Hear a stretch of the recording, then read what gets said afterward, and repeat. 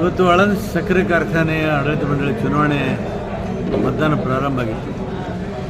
ಈ ಮಧ್ಯ ಕೆಲವು ಗೊಂದಲಗಳು ಸೃಷ್ಟಿಯಾದವು.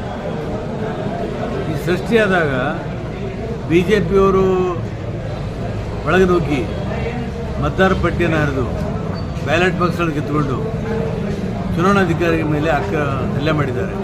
ಅದು ವಿಡಿಯೋದಲ್ಲಿ ಇವತ್ತು ಹರಿದಾಡ್ತಾ ಇದೆ. ಈ ಥರ ಗುಂಡಾಗಿರಿ ಮಾಡಿ ದಬ್ಬಾಳಿಕೆ ಮಾಡಿ ಚುನಾವಣೆ ಗೆಲ್ಲಬೇಕು ಅಂತ ಹೇಳಿ ಅವರು ಸಂಚು ಮಾಡಿದ್ದಾರೆ. ಅದಕ್ಕೆ ನಾವು ನಡಲಿಕ್ಕೆ ಬಿಡಲ್ಲ. ಈಗ ಸಂಬಂಧಪಟ್ಟಂಥ ಅಧಿಕಾರಿಗಳಿಗೆ ನಾವು ಮಾತಾಡಿದ್ದೀವಿ. ಅವರು ಯಾವ ಥರ ನಿರ್ಣಯ ತೋತಾರೋ ಅವ್ರಿಗೆ ಬಿಟ್ಟದ್ದು.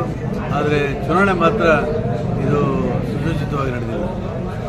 ಸರ್, ಅವರು ಉದ್ದೇಶಪೂರ್ವಕವಾಗಿ ಮಾಡ್ತಾ ಇದ್ದಾರೆ ಗೊತ್ತಾಗಿಲ್ಲ ನಮಗೆ ಅವರು ಯಾಕೆ.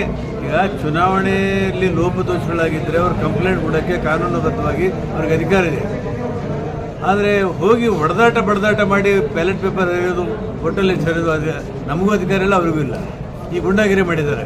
ಸರ್, BR ಪಾಟೀಲ್ ಬೆಂಬಲಿಗರು ಸೋಲುವ ಭೀತಿಯಿಂದ ಮತದಾರ ಲಿಸ್ಟನ್ನೇ ಅವರು ಆಯ್ತಪ್ಪ, ಸೋಲೋ ಭೀತಿಯಿಂದ ಅವ್ರು ಹೊಡೆದವರು ವಿಡಿಯೋದಾಗ ತೋರಿಸ್ತಲ್ಲ. ಅಲ್ಲ, ಸೋಲಿನ ಭೀತಿಯಿಂದ ಮತದಾರ ಲಿಸ್ಟ್ ಚೇಂಜ್ ಮಾಡಿದ್ದಾರೆ. ಅವ್ರು ಯಾಕೆ ಹೊಡೆದ್ರು?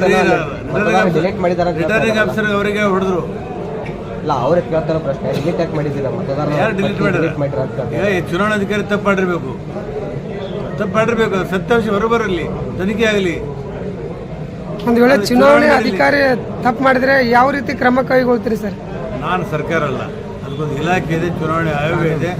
ಅದು ಎಲೆಕ್ಷನ್ ನಿಯಮ ಪ್ರಕಾರ ಅವರು ಕ್ರಮ ಕೈಗೊಳ್ತಾರೆ. ಈಗ ಬ್ಯಾಲೆಟ್ ಪೇಪರ್ ಸರ್, ಸಹಕಾರ ಸಂಘದ ಮೊನ್ನೆ ಎಲೆಕ್ಷನ್ ಆಯಿತು. ಆ ಬ್ಯಾಲೆಟ್ ಪೇಪರ್ ತಂದಿದ್ದು ಅವರು ಎಲೆಕ್ಷನ್ ಮಾಡ್ತಾ ಇದ್ದಾರೆ. ಅಲ್ಲಿ ಕಂಡದ್ದು ದೋಷ ಅಂದರೆ ಜನತಾ ಬಜಾರ್ ಚುನಾವಣೆಯಲ್ಲಿ ಬಳಸಿದಂಥ ಬ್ಯಾಲೆಟ್ ಪೇಪರನ್ನು ಇಲ್ಲಿ ಕೂಡ ಕೊಟ್ಟಿದ್ದಾರೆ. ಇದು ಅಧಿಕಾರಿಗಳ ತಪ್ಪಿದ್ದು. ಕನಿಷ್ಠ ಅರಿವು ಜ್ಞಾನ ಇವರಿಗಿಲ್ಲ. ಆ ಕಾರಣಕ್ಕಾಗಿ ಗೊಂದಲ ಸೃಷ್ಟಿಯಾದಮೇಲೆ ನಾವು ಕೂಡ ಒಪ್ಪಿದ್ದೇವೆ, ಅವರು ಒಪ್ಪಿದ್ರು ಈ ಗೊಂದಲಕ್ಕೆ. ಆದರೆ ಅದಕ್ಕೊಂದು ನಿಯಮ ಇತ್ತು, ಪದ್ಧತಿ ಇತ್ತು. ಬಡದಾಟ ಗುಂಡಾಗಿರಿ ಅಂತ ಆಗಿಲ್ಲ. ಇಲ್ಲ, ಅವರು ಫೋರ್ಸ್ಫುಲ್ಲಿಯಾಗಿ ಮತದಾನ ಮಾಡ್ತಾ ಇದ್ದಾರೆ ಅಂತ ಅವ್ರು ಹೇಳ್ದಂಗೆ ನಾನು ಒಪ್ಪಲ್ಲ. ಮತದಾನ ನಿಲ್ಲಿಸಿದ್ದಾರೆ. ಅಲ್ಲ, 12 ಜನ ಪ್ಯಾನಲಲ್ಲಿ ಕೇವಲ 9 ಜನ ಮಾತ್ರ ಹೆಸರಿಟ್ಟಿದ್ದಾರೆ. ಉಳಿದ 3 ಜನ ಉದ್ದೇಶ. ನಾನು ಅದನ್ನು ಹೇಳ್ತಾ ಇದ್ದೀನಿ ನಿಮಗೆ. ಜನತಾ ಬಜಾರ್ದಲ್ಲಿ 9 ಜನ ಡೈರೆಕ್ಟರ್ ಇದ್ರು. ಆ ಹೆಸರುಗಳು ಬೇರೆನೇ, ಈ ಹೆಸರುಗಳು ಬೇರೆ ಅಭ್ಯರ್ಥಿಗಳು. ಅಲ್ಲ, ಅವ್ರು ಹೇಳ್ತಾ ಇದ್ದಾರೆ ಸರ್, ಸೋಲಿನ ಭಯದಿಂದ ಈ ರೀತಿ ಮಾಡ್ತಾ ಇದ್ದಾರೆ. ಸುಮ್ಮನೆ